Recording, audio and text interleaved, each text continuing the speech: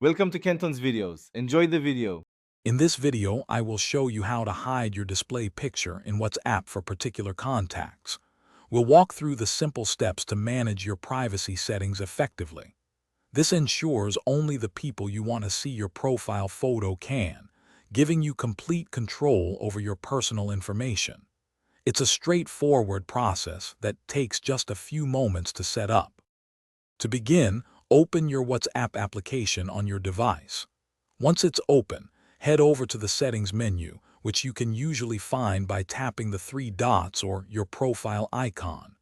Within Settings, you'll see an option labeled Privacy.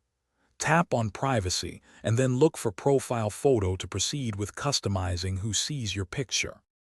Now, within the Profile Photo settings, you'll find several options. Select My Contacts Accept.